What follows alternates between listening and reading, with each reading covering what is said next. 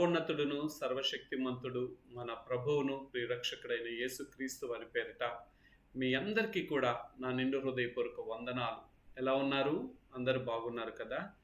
దేవుని యొక్క మహా గొప్ప కృపా భాగ్యతను బట్టి మరొక పరిశుద్ధ దినంన మనం ఈ విధంగా కలుసుకోవటానికి దేవుడు తన కృపా భాగ్యతను అనుగ్రహించున్నాడు. మనం గొప్పవరమని కాదు, యోగ్యులమని కాదు, కానీ ఏ మంచి లేని వరమైన మనల్ని దేవుడు జ్ఞాపకం చేసుకొని ఆయన యొక్క జీవాత్మను ఈ మట్టి దేహంలో ఇచ్చి ఈ పరిశుద్ధ దినాన దేవుని వాక్యాన్ని వినేటువంటి గొప్ప భాగ్యత దేవుడు మనకి ఇచ్చి ఉన్నాడు. ఆయన ఎంత గొప్ప దేవుడు, ఎంత చాలిన దేవుడు. అందుకనే మనల్ని ప్రేమిస్తూ ఉన్నాడు. ఎటువంటి ప్రేమ తెలుసండి? తల్లిదండ్రుల ప్రేమ అయితే కొంతవరకే ఉంటుంది, భార్య భర్తల మధ్య ఉండే ప్రేమ అయితే కొంతవరకే ఉంటుంది, అన్నదమ్ముల మధ్య ఉండే ప్రేమ అయితే కొంతవరకే ఉంటుంది. కానీ ఏ స్వలాభాన్ని ఆశించుకోకుండా అమితమైన ప్రేమతో ఆయన మనల్ని ప్రేమిస్తున్నాడు. అయితే ఆయన కొరకు మనం జీవించగలుగుతున్నామా? మనలో ఆయన కొరకు కలిగినటువంటి వాంఛ అనేది కలుగుతున్నదా? లేకపోతే ఈ లోక భోగాలు, ఈ లోకటి ఆశలు, ఈ శరీరాన్ని కోరుకునేటువంటి కోరికలనే మాత్రమే మనము తీర్చగలిగే వారిగా ఉంటున్నామా? నిన్ను నన్ను సృష్టించినందుకు ఆయన ఆశలను నెరవేర్చవలసిన బాధ్యత మనకు లేదా? ఉన్నది కదా. ఆయన బాధ్యతను నెరవేర్చే వారిగా మనం ఉంటున్నామా? ఆయన యందు ఉజ్జీవింపబడి, ఆయన వాక్కుల చేత మనం ఉజ్జీవింపబడి ఆయన కొరకు జీవించే వారిగా మనం ఉంటున్నామా? ఈ దినము దేవుడు నీతో నాతో మాట్లాడాలని ఆశపడుతున్నాడు కాబట్టి దేవుడి బాధ్యతను అనుగ్రహించున్నాడు. వాక్య ధ్యానంలోకి వెళ్లే ముందుగా కొన్ని విషయాలు తెలియచేయాలని అనుకుంటున్నాను. ఈ యొక్క గడిచిన వారంలో ఎక్కడో కొన్ని సంవత్సరముల క్రితము ఆస్ట్రేలియా దేశాన్ని విడిచిపెట్టి ఈ భారతదేశానికి వచ్చి పేదల మధ్య దేవుని పరిచర్య చేస్తూ అనాథలకు, అంత మాత్రమే కాదు కుష్ఠరోగ వ్యాధులకు, లేకపోతే అనేక మంది ఆ ట్రైబల్ పీపుల్కి సహాయం చేస్తూ దేవుని పరిచర్య నిమిత్తం ఒక ప్రాంతానికి వెళ్ళి వస్తున్నప్పుడు ఆ యొక్క సేవకుని యొక్క కుమారులు వస్తున్న సమయంలో ఈ మతోన్మాదులు అది ఎదురొడ్డి మధ్యరాత్రి కాల సమయంలో ఆ యొక్క వాహనం మీద పెట్రోల్ పోసి వారిని తగలపెట్టి ఉన్నారు. ఆ తగలపెట్టినటువంటి ఆ యొక్క జనవరి 22 దినమున ఈ యొక్క భారతదేశంలో మనందరికీ తెలిసిందే, ఊహించినటువంటి గొప్ప కార్యాన్ని చేసుకున్నారు. సిగ్గుపడవలసింది బదులుగా పరాయి దేశం నుండి వచ్చి మంచి పరిచర్య చేస్తున్నటువంటి వారి కొరకు, ఇంతగా మా భారతదేశం కొరకు సేవ చేస్తున్న వారు అనాల్సింది బదులుగా ఆ దినమనే ఎంతో భయంకరమైన క్రియ ఈ భారతదేశంలో జరిగింది.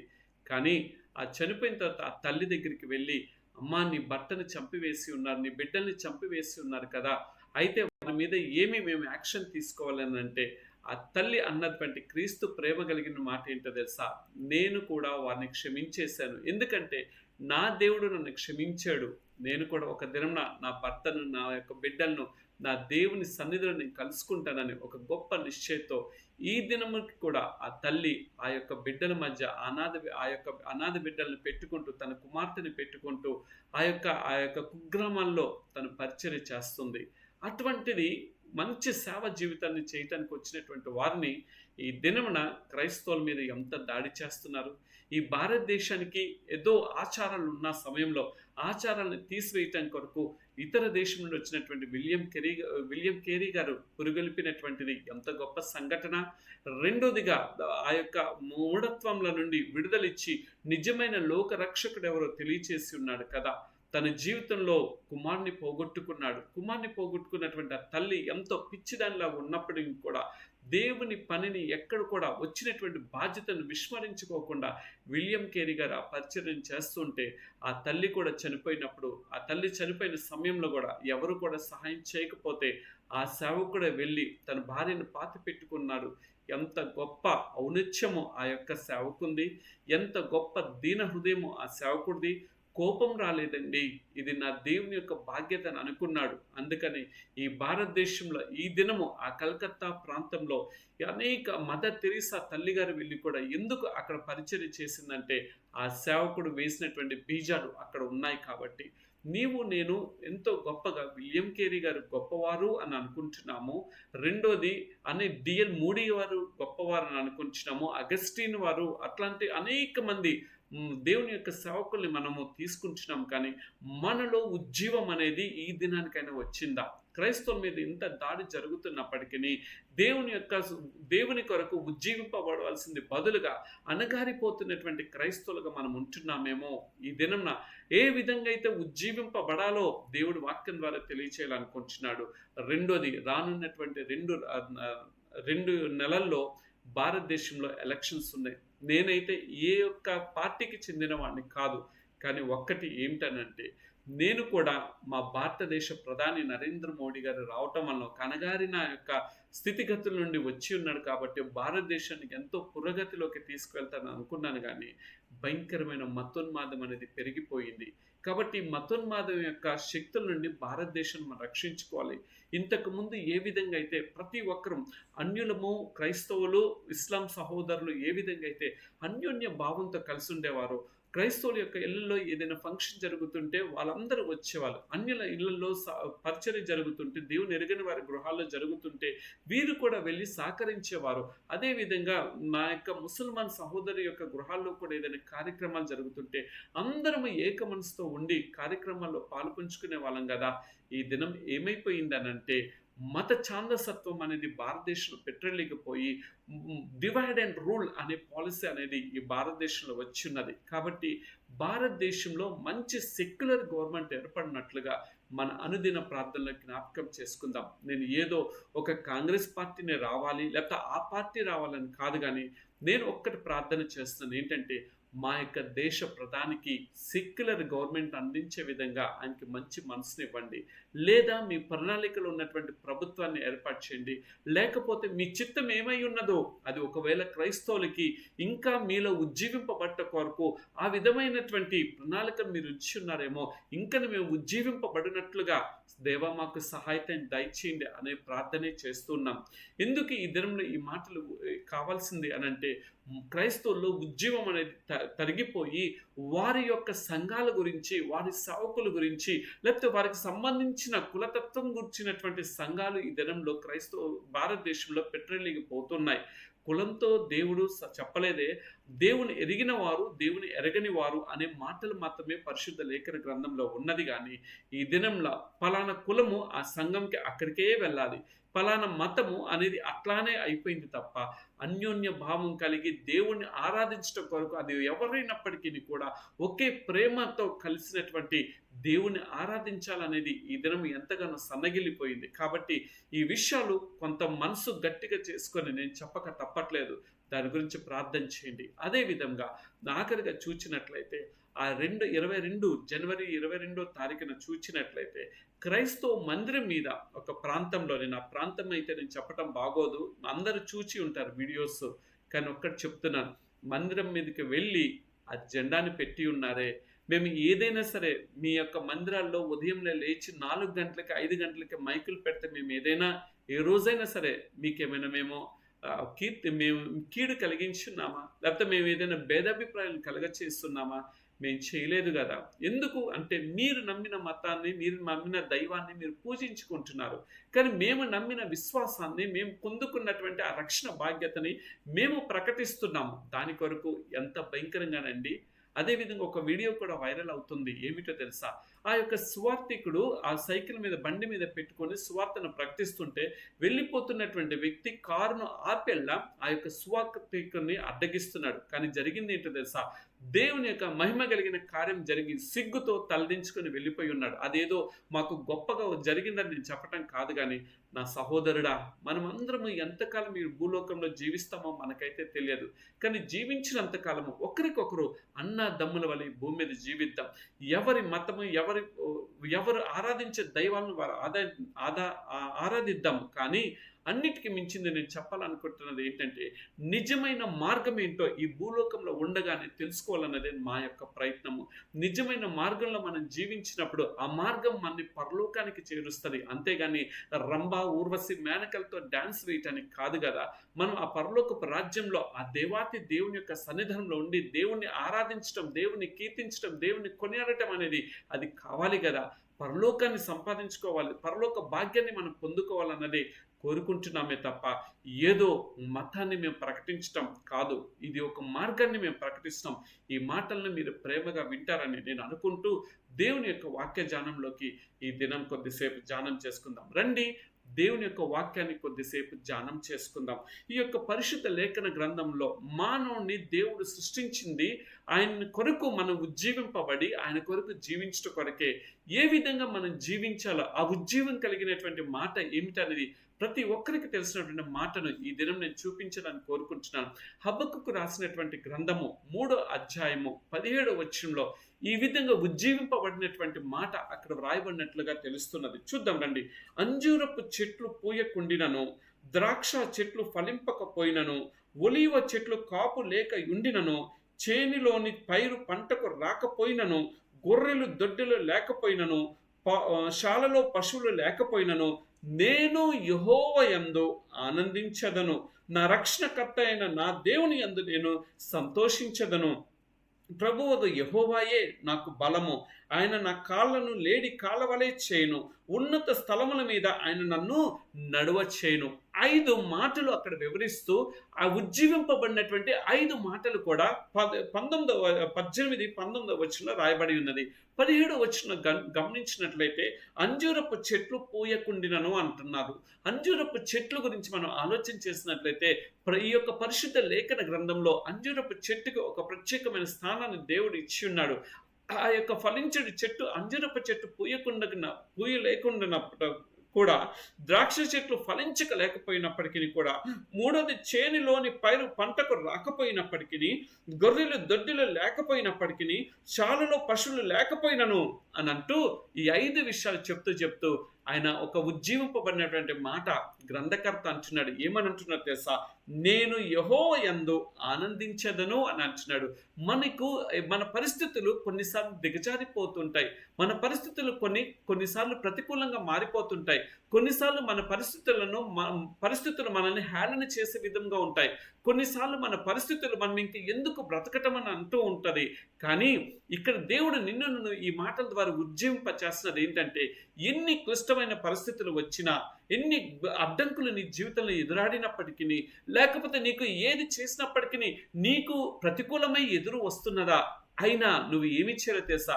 దిగులు చెందవద్దు, బాధపడవద్దు, కుమిలిపోవద్దు, నలిగిపోవద్దు, దేవుని యందు ఆనందించాలి అని గ్రంథకర్త చెప్తున్నాడు. ఈ దినున్న దేవుడు నీతో నాతో కూడా మాట్లాడుతున్నాడు. ఈ లోకంలో జీవిస్తున్నటువంటి మనకు శ్రమ అని పరిశుద్ధ లేఖన గ్రంథం కొన్ని వేల సంవత్సరాల క్రితమే సెలవిచ్చింది కదా.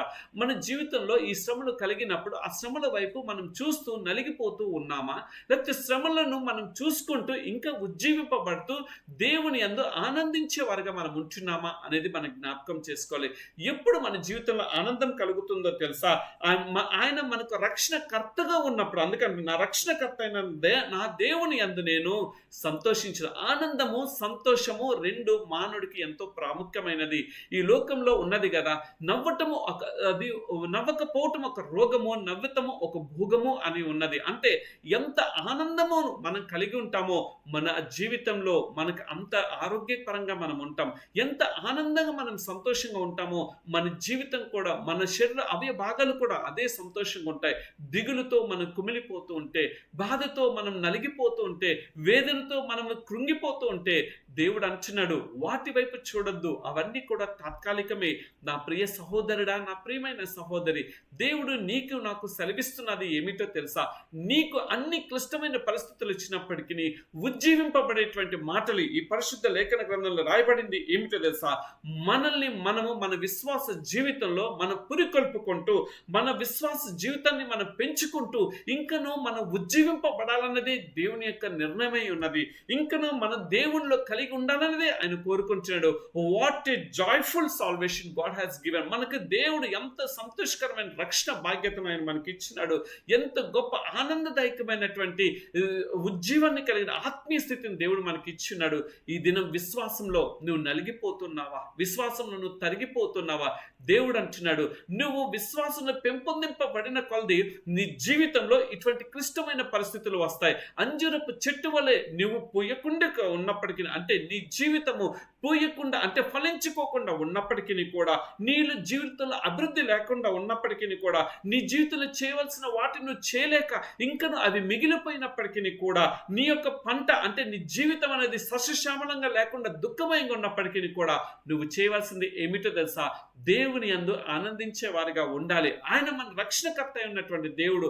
ఆయనకి తెలియదా?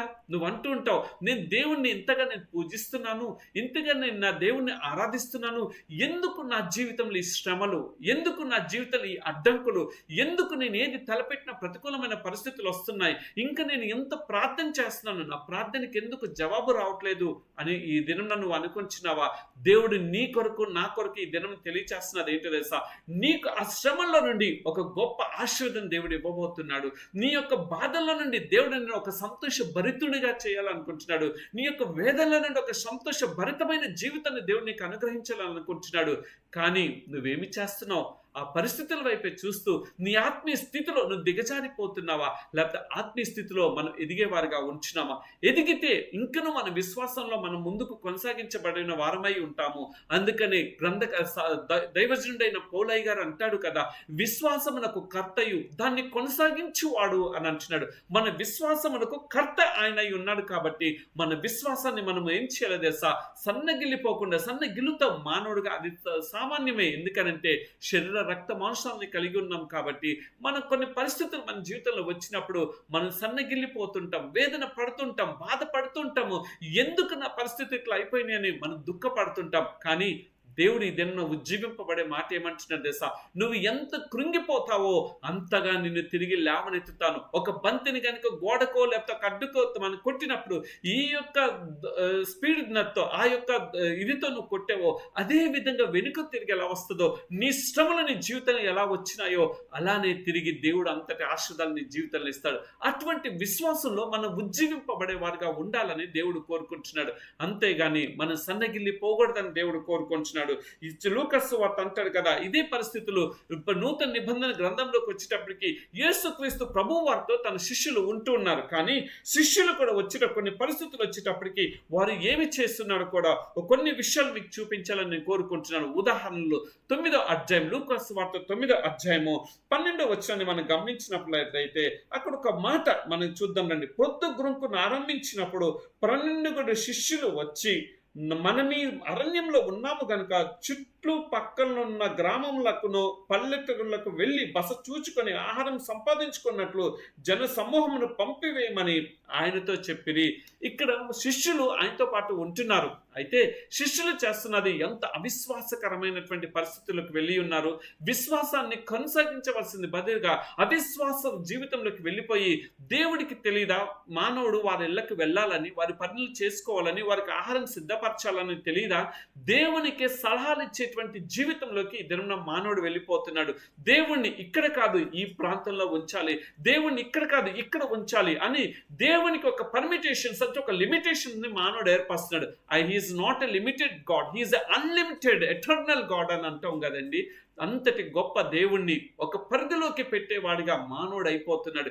ఈ దినం నీ స్థితిగతుల వలన, లేకపోతే నీ మాట తీరు వలన, నీ జీవితం వలన దేవుణ్ణి ఆ లిమిటేషన్స్ లోనే పెడుతున్నావా? లేకపోతే సంపూర్ణంగా దేవుణ్ణి నీ జీవితంలోకి నువ్వు ఆహ్వానిస్తున్నావా? ఇక్కడ చూసినట్లయితే యేసుక్రీస్తు ప్రభువు వారితోనే ఆ 12 మంది శిష్యులు ఉన్నారు. అయితే ఆ 12 మంది శిష్యులు ఏమి చేస్తున్నారంటే యేసుక్రీస్తు ప్రభువు వారికి సలహా ఇచ్చేవారుగా అయిపోతున్నారు. అందుకని వెంటనే దేవుడు అంటారు, శిష్యులు ఇక్కడ ఏం చేస్తున్నారంటే సమయాన్ని చూస్తున్నారండి. ప్రొద్దు గుంకిన వేళ అంటే ఒక సమయం దాటిపోయి చీకటి పడే సమయం వచ్చింది కాబట్టి, అయ్యా చీకటి పడిపోయింది కాబట్టి మనమైతే ఇక్కడ ఉన్నాము, వారి ఇళ్ళకి వెళ్ళాలి కదా అని అంటున్నారు. రెండోది ఏమని అంటున్నారు తెలుసా అండి? స్థలము ఉన్నటువంటి స్థలాన్ని చూస్తున్నారు. ఆ కొండ ప్రాంతంలో ఉన్నటువంటి ప్రాంతాన్ని చూసి వారి ఇళ్ళకి వెళ్ళాలి కదా అని అంటున్నారు. ఆ యొక్క పరిస్థితులు ఏమిటో, ఆ యొక్క స్థితిగతులు ఏమిటో లోకరక్షకుడైన యేసుక్రీస్తు వారికి తెలియదా? తెలుసు. కానీ మానవుడు ఏమి చేస్తున్నాడంటే దేవుణ్ణి ఒక పరిమితంలోకి పెట్టేసి వాడు ఏదో అపరిమితమైన ఆలోచన జ్ఞానం కలిగిన వాడుగా అనుకుంటూ దేవుణ్ణి బాధ పెట్టేవారిగా ఉంచినాడు. అనగా మానవుడి మాట ద్వారా అర్థం చేసుకోవాల్సింది ఏంటంటే విశ్వాసంలో ముందుకు కొనసాగించవలసింది బదులుగా వాడు ఏమి చేస్తున్నాడో తెలుసండి, ఒక అవిశ్వాసం పరిస్థితుల్లోకి వెళ్ళిపోతున్నాడు. ఆ దేవుడు ఆపినటువంటి దేవుడు ఏ విధంగా ముందుకు కొనసాగించాలో ఆయనకి తెలియదా? తెలుసు. కానీ వీరేమి చేస్తున్నారంటే దేవుని మీదే వారు పెత్తనం చలాయించాలని, అంటే దేవునికి సలహా ఇచ్చేవారుగా మానవుడు అయిపోతున్నాడు. ఇంకా కొద్ది చూచినట్లయితే దేవుడు అది గమనించి ఒక మాట అంటాడు, కొద్ది కిందకి వెళ్తే మీరే వారికి ఆహారం పెట్టండి అని అన్నాడు. ఈ మాటను గమనించినట్లయితే ఎంత ఈ యొక్క ఆలోచన విధానం ఇది రానున్న దినాల్లో దీని గురించి నేను ఒక వాక్యం చెప్పాలని కోరుకుంటున్నాను. మానవుడికి దేవుడు ఆహారం పెట్టమని ఎందుకు చెప్పి ఉన్నాడో ఒక సంపూర్ణమైన దాని యొక్క వాక్య జ్ఞానం తర్వాత చూద్దాం. ఇక్కడ కొద్ది ఉన్నటువంటి లిమిట్ లో నేను అంటాను, యేసుక్రీస్తు ప్రభు వారిని ఎప్పుడైతే వారు ఈ రెండు విషయాల్లో వారి హృదయంలో పెట్టుకుని అడిగి ఉన్నారో దేవుడు వారి శరీర రీతిగా వారు ఏ కొదువైతే ఉన్నదో ఆ కొదువుని వారి శిష్యుల ద్వారానే దేవుడు తీర్చాలని కోరుకున్నాడు. అయితే దేవుడు తన మహిమ కార్యం చేసి ఉన్నాడు, కానీ పంచి పెట్టవలసింది మానవుడు. ఈ దినంన మనం కూడా చేయవలసింది ఏమిటంటే సంపూర్ణమైన విశ్వాసం మనం ముందుకు కొనసాగించినప్పుడు ఆ విశ్వాసంకు కర్త అయినటువంటి దేవుడు మనం ఏ విధమైన మార్గంలో మనం నడవాలో, ఏ విధమైన మార్గంలో మనం జీవించాలో, ఏ విధంగా మన విశ్వాసాన్ని ముందుకు కొనసాగించాలో ఒక ఆలోచన విధానాన్ని దేవుడు మనకి దయచేయగలదు. అందుకని అంటాడు కదా, వారు ఇక్కడ ఆయన అన్ని పరిస్థితుల్లో కూడా చాలిన దేవుడిగా ఇక్కడ మనకు కనిపిస్తున్నాడు. మనమైతే కొంత పరిదే మనకు ఉంటుంది, కానీ మన దేవుడికైతే అపరిమితమైనటువంటి సంపూర్ణత కలిగిన సృష్టికర్త అయినటువంటి దేవుడు కాబట్టి ఏదైనా చేయగలిగినటువంటి దేవుడు, ఏ కార్యమైనప్పటికీ తన జీవితంలో చేయగలిగేటువంటి దేవుడు కాబట్టి ఆయన చాలిన దేవుడుగా తను ఇక్కడ రుజువు చేసుకున్నాడు. అందుకే ఎల్ షడ్డాయ్ అనే ఒక పదం మనకు కనిపిస్తుంది. That means hour God is a sufficient God. ఆయన సంపూర్ణమైన దేవుడై ఉన్నాడు, చాలిన దేవుడుగా కనిపిస్తున్నాడు. ఈ దినంలో నువ్వు ఏమి దేవుణ్ణి అర్థం చేసుకుంటున్నావు? ఇంత సంపూర్ణత కలిగినటువంటి దేవుణ్ణి, ఇంత చాలిన దేవుణ్ణి నువ్వు ఏ విధంగా ఈ దినం అర్థం చేసుకుంటున్నావు? దేవా, నా పరిస్థితులు కించపరిచే విధంగా ఉన్నాయి, నా పరిస్థితులు నన్ను నలగొట్టే విధంగా ఉన్నాయి, నేను ఎందుకు ఇంకా ముందుకు కొనసాగలేను అని చెప్పి నువ్వు అనుకుంటున్నావా? దేవుడు అంటున్నాడు, నేను చాలిన దేవుడు, ఆమె సఫిషియంట్ గాడ్ అని అంటున్నాడు. ఆ సఫిషియంట్ గాడ్ని నీ జీవితంలో నువ్వు చేర్చుకునే విధంగా ఉంటున్నావా? రెండో అనుభవాన్ని కూడా నేను చూపించాలని అనుకుంటున్నాను. ఏమనంటే తెలుసా, రూపాంతర కొండ యొక్క అనుభవాన్ని ఇక్కడ మనం చూడగలుగుతాం. రూపాంతర కొండ యొక్క అనుభవాన్ని మనం చూచినట్లయితే గనక లూకాసు వార్త 9వ అధ్యాయంలోకి మనం వెళ్ళినట్లయితే 23వ వచనంలో ఈ విధంగా ఇక్కడ రాయబడి ఉన్నది. లూకాసు వార్త 9వ అధ్యాయము 23వ వచనంలో ఈ విధంగా రాయబడింది. మరియు ఆయన అందరితో ఇట్లను, ఎవడైనను నన్ను వెంబడింప గోరిన ఎల్ల తన్ను తాను ఉపేక్షించుకొని అని అంటూ 32వ వచనానికి వచ్చినప్పుడు ఒక మాట, పేతురును అతనితో కూడా ఉన్నవారును నిద్రమత్తుగా ఉండి వారు మేలుకొన్నప్పుడు ఆయన మహిమను ఆయనతో కూడా నిలిచి ఉన్న ఇద్దరు పురుషులను చూచిరి. ఆ ఇద్దరు పురుషులు ఆయన యొద్ద నుండి వెళ్ళిపోతుండగా పేతురు యేసుతో, ఏలినవాడా, మనం ఇక్కడ ఉండట మంచిది, నీకు ఒక్కటియు, మోషేకు ఒక్కటియు, ఏలియాకు ఒక్కటియు 3 పర్ణశాలను మేము కట్టుదామని తాను చెప్పినది తాను ఎరుగకయే చెప్పెను. ఈ మాటను బట్టి అర్థం చేసుకోవాల్సింది ఏమిటనంటే, ఇక్కడ గమనించినట్లయితే గనక ఎవరైనాను యేసుక్రీస్తుని వెంబడించగోరిన ఎలా అయిపోవాలో తెలుసండి, వారిగా కాకుండా దేవుని దగ్గర నుండి మేలులు పొందుకునే వారిగా ఉండాలి. ఏ విధమైన మేలులు పొందుకునే వారిగా ఉండాలని మనం ఆలోచన చేసినట్లయితే అక్కడ రాయబడి ఉంది చూడండి, 33 రెండో భాగంలో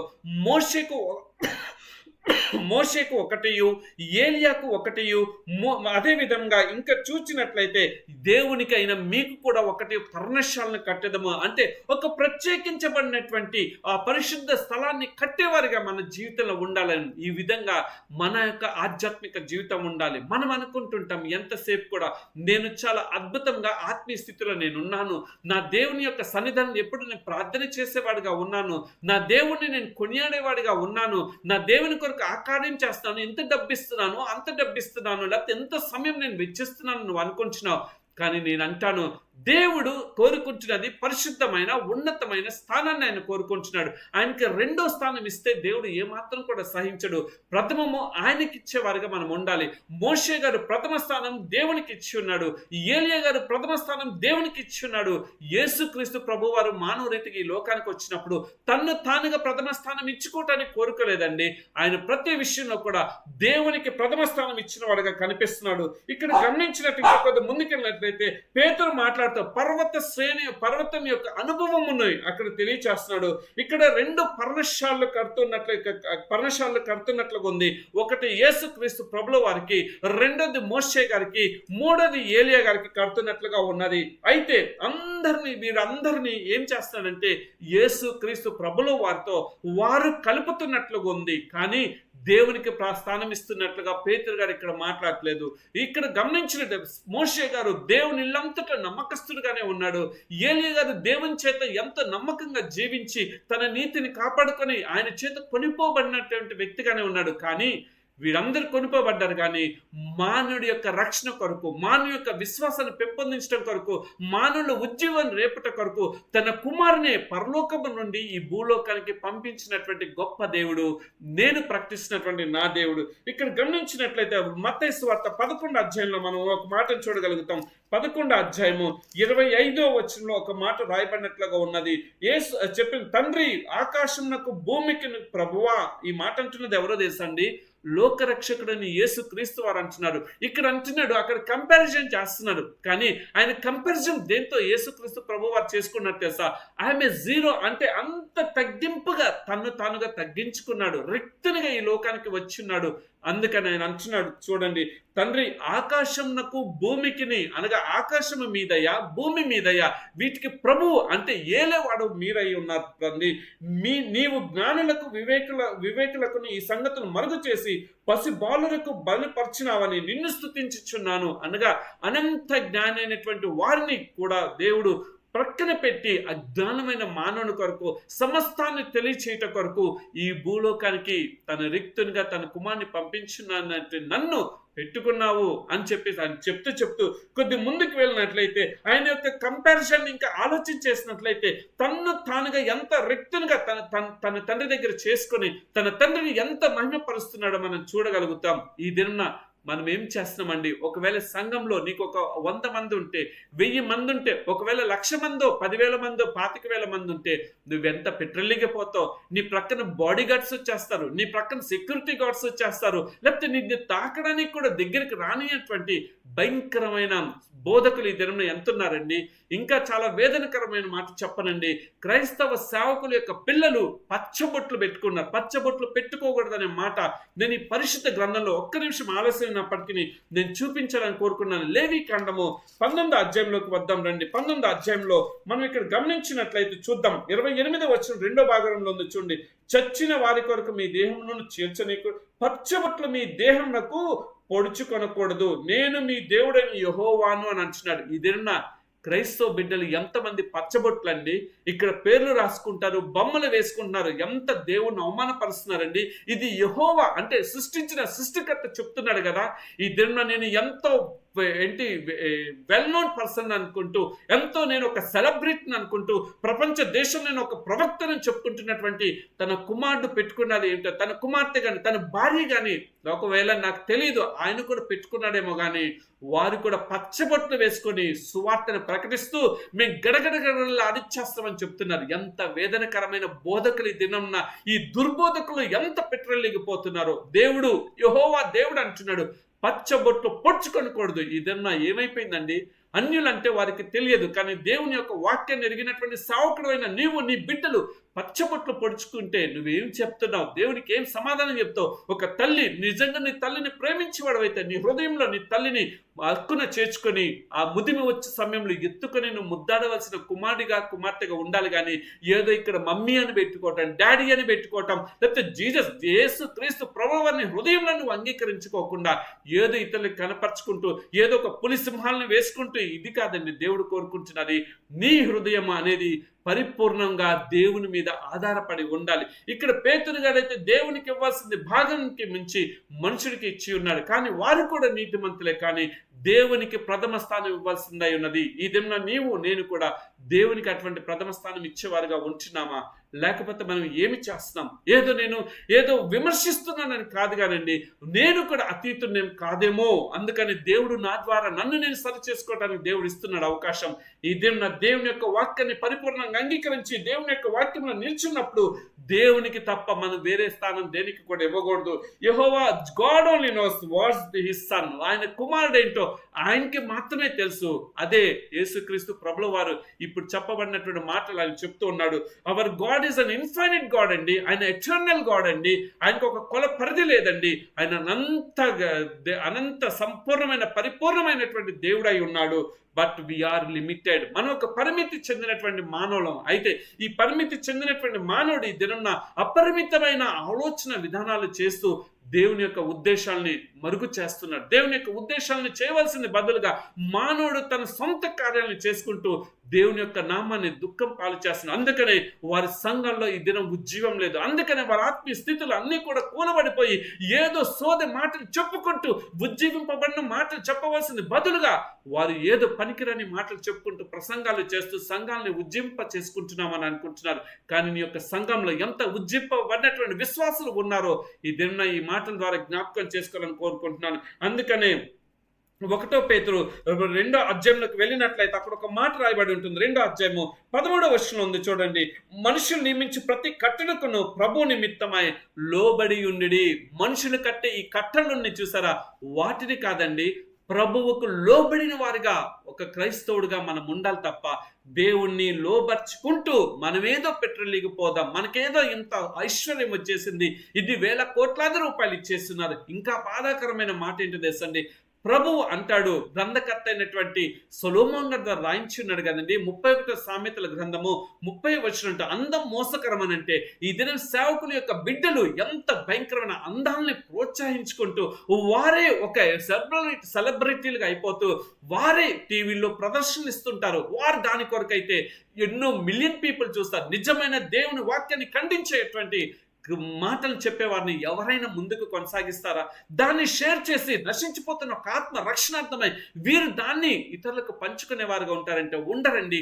వారు ఏదో అందాన్ని పూసుకొని అది చేసుకొని ఇది చేసుకొని పాటలు పాడేస్తారు. లేకపోతే నిలబడి ఏదో ఆహు ఊహు అనంటే దాని కొరకైతే వేలాది మంది లక్షలాది మంది దానికి ముందుకు లైకులు కొట్టి షేర్లు చేసుకొని సబ్స్క్రైబర్లు చేసుకుంటారు.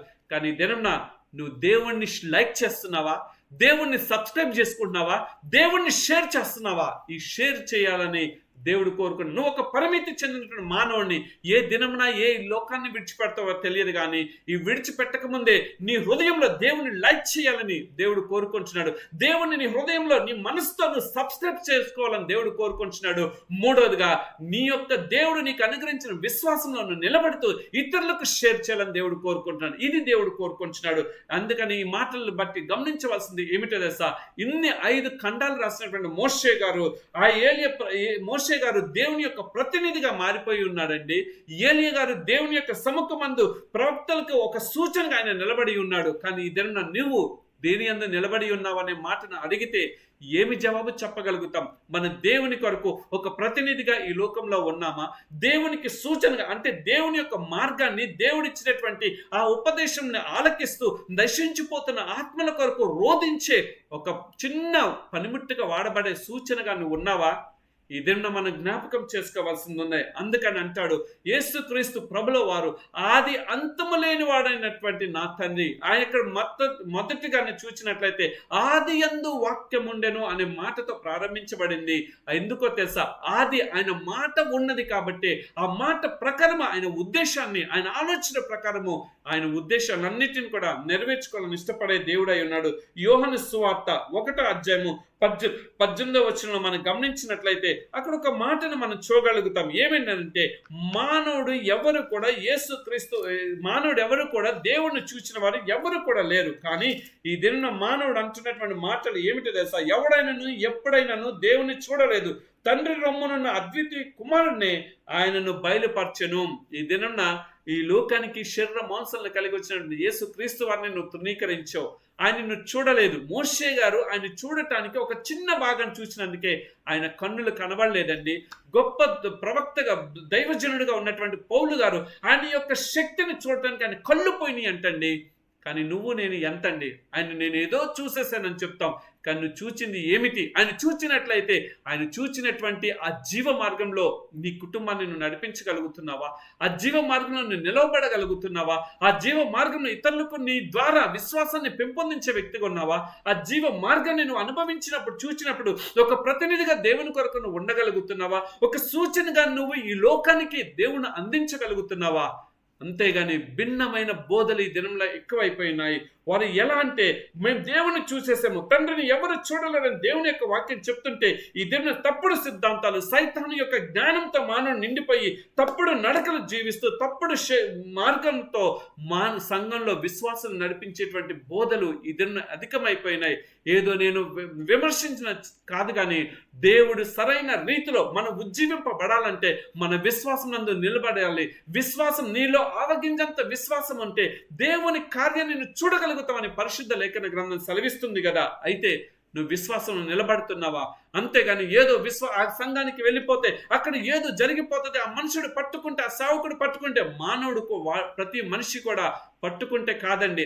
దేవుని యొక్క మహిమ శక్తిని మానవుడు పొందుకుంటేనే ఆయన కార్యాన్ని మనం చూడగలుగుతాం. అంతేగాని ఈ దినంలో దేవుణ్ణి ఆరాధించాల్సింది బదులుగా దేవుని యొక్క వాక్యము వెనక్కి వెళ్ళిపోతుంది. మానవుడి యొక్క ఇమేజ్ అనేది ముందు కనబడుతున్నది, అది పోవాలి మొదటిగా. రెండోదిగా ఏం చేయలేదు తెలుసా? దేవునికి ప్రథమ స్థానం మనం ఇవ్వాలి, కానీ సేవకుడికి కాదండి. ఇది నేను ఎక్కడికి వెళ్ళినా ఇదే మాట నేను చెప్తాను.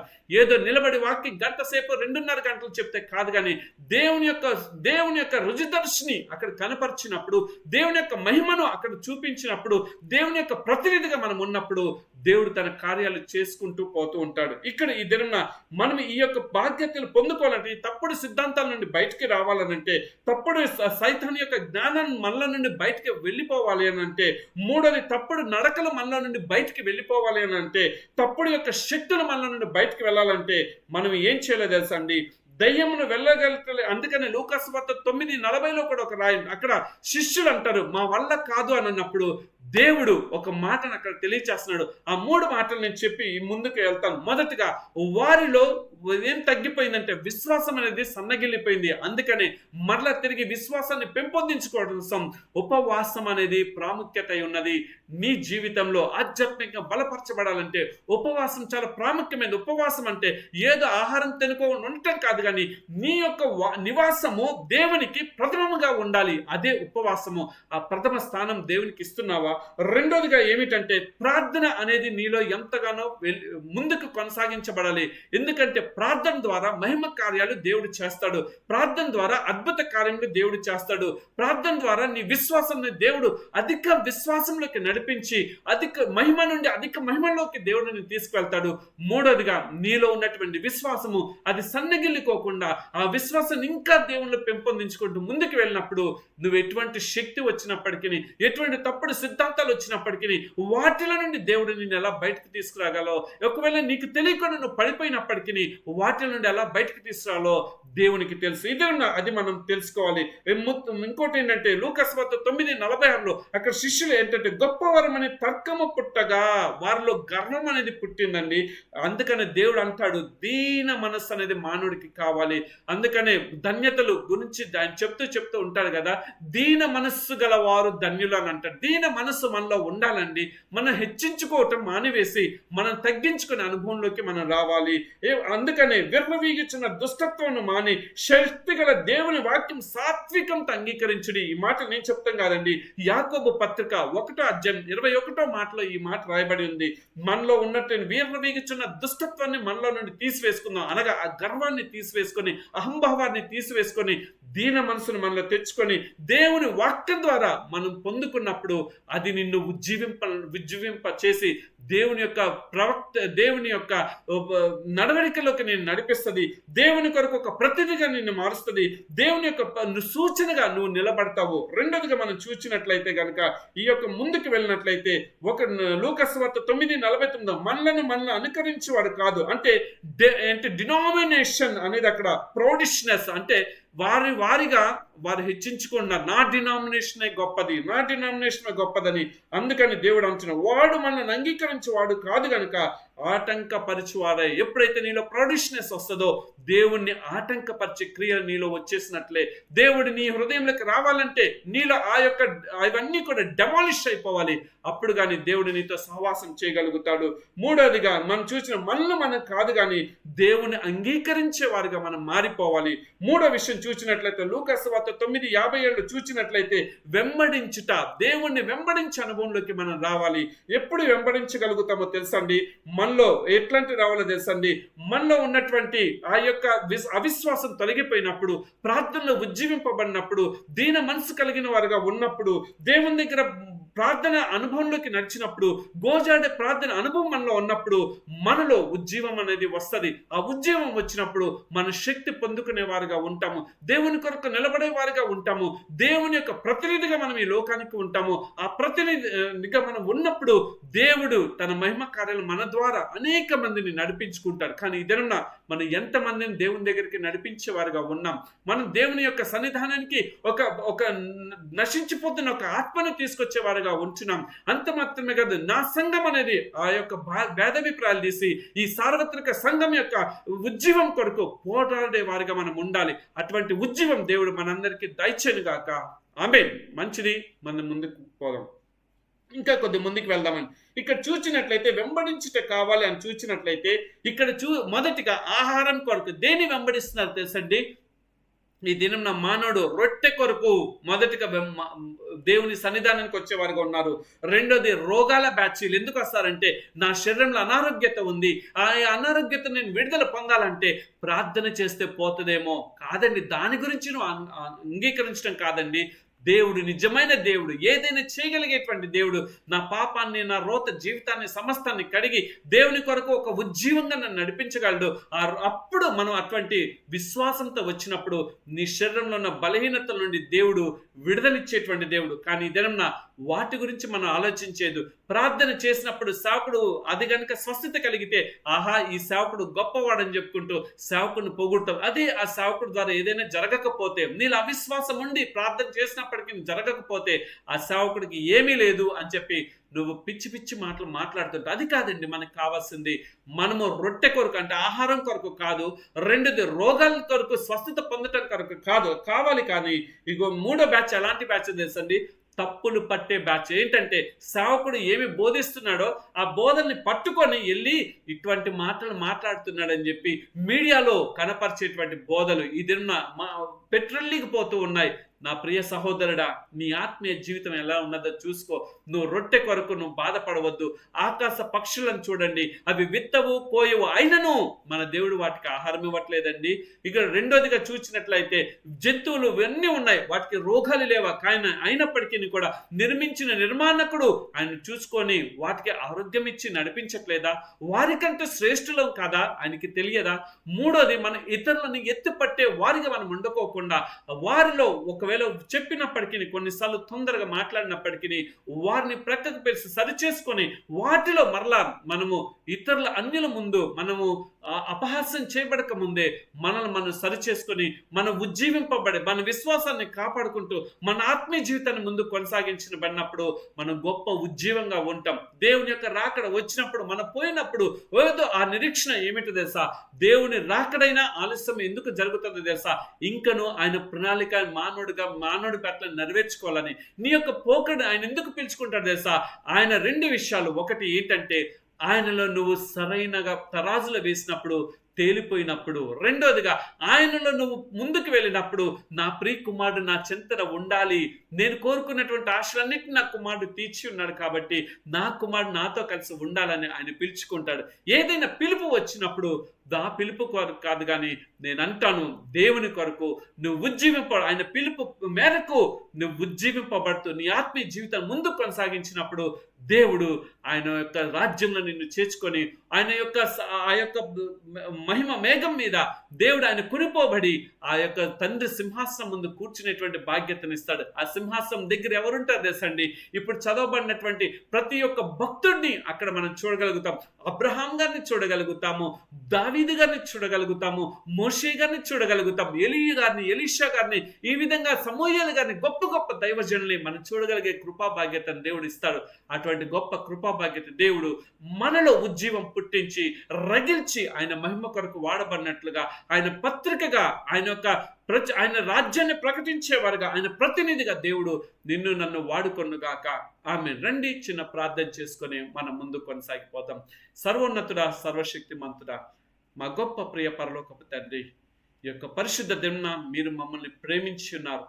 అందుకనే మా ఆత్మీయ స్థితిలో ఏ కొదువైతే ఉన్నదో ఆ కొదువును మాకు తెలియచేస్తున్నా. అవును తండ్రి, మాలో అయితే గనుక మిమ్మల్ని నమ్ముకున్నప్పుడు ఎంతో ఉజ్జీవంగా మేము ముందుకు కొనసాగి ఉన్నాం నాయన. గడిచిన దినాల్లో, గడిచిన మాసాలు గడిచిన కొలది మా ఉజ్జీవం తరిగిపోయింది. మీకు దూరస్థనం అయిపోయి, మిమ్మల్ని బాధ పెట్టేవారుగా, మిమ్మల్ని కృంగదీసేవారుగా అయిపోయాం తండ్రి. మరలా మమ్మల్ని ఉజ్జీవింప చేయట కొరకు ఈ దినం మీరు మాతో మాట్లాడి ఉన్నారు తండ్రి. ఈ ఉజ్జీవాన్ని రగల్చండి ప్రభా. అయ్యా, మాలో నన్ను సన్నగిల్లిపోయే ఆత్మను తీసివేసి, అయ్యా మేము ఎప్పుడు మండుచున్న అగ్ని పొదరిల వలె ప్రభా మీలో ముందుకు కొనసాగే భాగ్యత దయచేయండి. అయ్యా, ఎల్లప్పుడూ కూడా ప్రభా మీ యొక్క ప్రతినిధిగా ఈ లోకంలో ఉండటానికి, అయ్యా మీకు సూచనగా నాయన మీ యొక్క ప్రణాళిక నెరవేర్చే వారికి మేము ఉండటానికి మాకు సహాయం దయచేయమని, అయ్యా మీ బిడ్డలు ఎంతో నైనా నమ్మకంగా మీ మాటలు విని ఉన్నారు.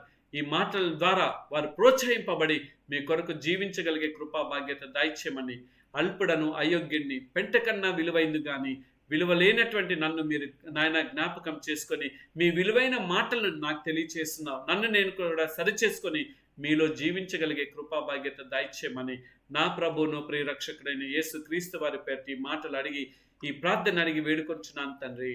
ఆమేన్. తండ్రి దయ, కుమారుని ప్రేమ, పరిశుద్ధాత్మ అన్యోన్య సహవాసం మనందరికీ తోడై ఉండి ఆయన రాకడ పర్యంతం ఉజ్జీవింపబడి ఆయన ప్రతినిధిగా, ఆయన యొక్క సూచనగా ఈ లోకంలో దేవుడు మనందరినీ జీవింప చేయునుగాక. ఆమేన్, ఆమేన్, ఆమేన్. మంచిది నా ప్రియ సహోదరుడా, నా ప్రియమైన సహోదరి. దేవుని యొక్క మహా గొప్ప కృపా బాధ్యతను బట్టి మిమ్మల్ని అందరినీ కలుసుకొని దేవుని యొక్క వాక్యాన్ని అందించగలిగే కృపా బాధ్యత దేవుడు నాకు ఇచ్చినారు. మా గురించి, మా పరిచర్ల గురించి మీ అనుదిన ప్రార్థనలో జ్ఞాపకం చేసుకోండి. మీ గురించి, మీ యొక్క కుటుంబాల గురించి, మమ్మల్ని ఎవరైతే ప్రార్థన సహాయతని either YouTube or Facebook or ఏదైనా సరే మాకు కోరినప్పుడు వారందరి గురించి మేము ప్రార్థన చేస్తాం. మీకు ఒకవేళ మాట్లాడాలని అనుకుంటే మా యొక్క యూట్యూబ్లోకి వెళ్ళి చూచినట్లయితే మా ఈమెయిల్స్ ఉంటాయి, మా మొబైల్ నెంబర్స్ ఉంటాయి. దాన్ని మీరు కాంటాక్ట్ చేయండి. ఏ సమయమైనా, రాత్రి 2 అయినా 3 అయినా సరే మేము ప్రార్థన చేయడానికి సిద్ధంగా ఉన్నాం. కాబట్టి మనం ఒకరికొకరు ప్రార్థన చేసుకుంటూ మనం ఒక ఉజ్జీవింపబడుతూ ఆయన రాకడ పర్యంతం నమ్మకంగా జీవించినట్లుగా దేవుడే మనకు సహాయం చేయనుగాక. మీ దగ్గర నుండి దేవుని యొక్క రాకడ ఆలస్యమైతే మరలా మిమ్మల్ని కలుసుకుంటాను. మీ దగ్గర నుండి సెలవు తీసుకుంటున్నాం. మీ యొక్క ఆత్మీయ సహోదరుడు Kalapala Sanjay. Thank you very much. God bless you all. Shalom.